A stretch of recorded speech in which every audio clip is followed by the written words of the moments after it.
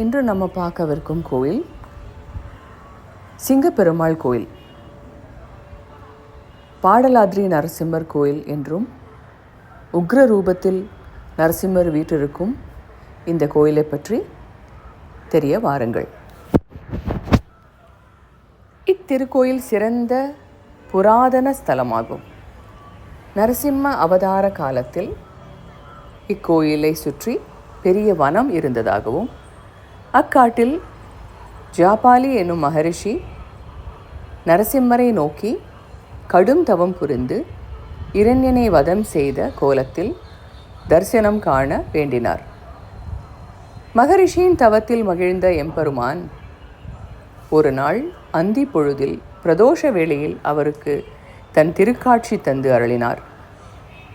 ஜாபாலி மகரிஷியின் வேண்டுதலை ஏற்று பாடலாத்ரி நரசிம்மராக இத்தலத்தில் அர்ச்சா அவதார திருக்கோலத்தில் தம்மை நாடி வரும் பக்தர்களுக்கு அருள் பாலிக்கின்றார். இக்கோயில் 8ஆம் நூற்றாண்டில் காஞ்சியை ஆண்ட பல்லவன் மன்னர்களால் கட்டப்பட்டுள்ளது.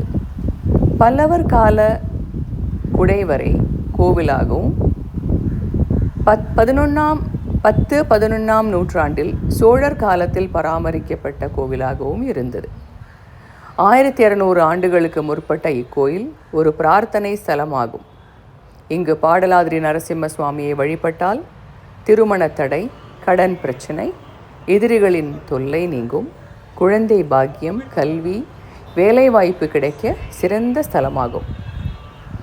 நவகிரகங்களில் முழு பங்களிப்பை பெற்ற இத்தலத்தில் செவ்வாய் தோஷம், ராகு திசை, சனி கிரக தோஷம் உள்ள அன்பர்கள் வழிபாடுகள் செய்தால் பிரச்சனைகள் வெகுவாக குறையும்.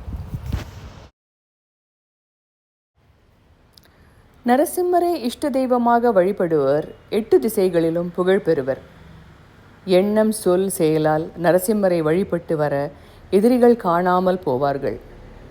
நரசிம்மர் என்ற பெயரை கேட்டாலே கோழையும் பலசாலியாக ஆகிவிடுவான். அப்படி ஒரு சக்தி மிகுந்த திருநாமம் ஓம் நரசிம்மாய நமः. நரசிம்மன் என்றால் ஒளிப்பிழம்பு என்று அர்த்தம். இந்த பிரார்த்தனை ஸ்தலத்தில் ஸ்ரீ நரசிம்மரை வேண்டி பலன் பெற்றவர்களின் நேர்த்திக்கடனாக இங்குள்ள துலாபாரம் மூலம் எடைக்கு எடை நாணயங்கள், அரிசி, நவதானியங்கள், சர்க்கரை, வெல்லம், கற்கண்டு, பழ வகைகள் காணிக்கையாக செலுத்துவார்கள்.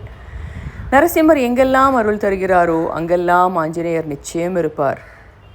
அடித்த கை பிடித்த பெருமாள் என்றொரு பெயரும் நரசிம்மருக்கு உண்டு. நரசிம்மருக்கு மிகவும் பிரியமானவை இளநீர், பானகம், பழவகைகள் மற்றும் புளியோதரை, சர்க்கரை பொங்கல், தயிர் சாதம், கற்கண்டு ஆகியவை அவருக்கு படைத்து பக்தர்களுக்கு தொடர்ந்து பிரசாதமாக வழங்கினால் நல்ல பலன்கள் நாள்தோறும் கிடைக்கும். பக்தர்கள் கிரிவலம் முடித்த முறையே தியான மண்டபத்தில் அமர்ந்து மூலவர், கொடிமரம், மலையையும் நினைத்து வேண்டி பிரார்த்தனை செய்வது இங்கு விசேஷம். தொடர்ந்து 9 சனிக்கிழமைகளில் பெருமாளை தரிசனம் செய்து கிரிவலம் வந்தால் துன்பங்கள் அனைத்தும் இன்பங்களாக மாறும். நாளை என்பதில்லை நரசிம்மரிடத்தில். மகாவிஷ்ணுவின் 10 அவதாரங்களில் தனது பக்தன் குழந்தை பிரகலாதனை காப்பாற்ற ஒரு நொடியில் எடுத்த அவதாரம் நரசிம்ம அவதாரம்.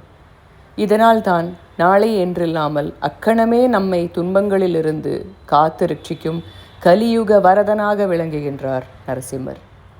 ஸ்ரீ நரசிம்மமூர்த்தி அவர் தூணிலும் இருப்பார், துரும்பிலும் இருப்பார் என்று மெய்ப்பித்து எல்லா பொருள்களின் உள்ளேயும் நான் இருக்கிறேன் என்பதை உணர்த்தவே பகவான் நரசிம்ம அவதாரம் எடுத்தார்.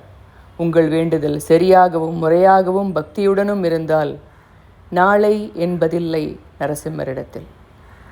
ஓம் நரசிம்மாய நமः.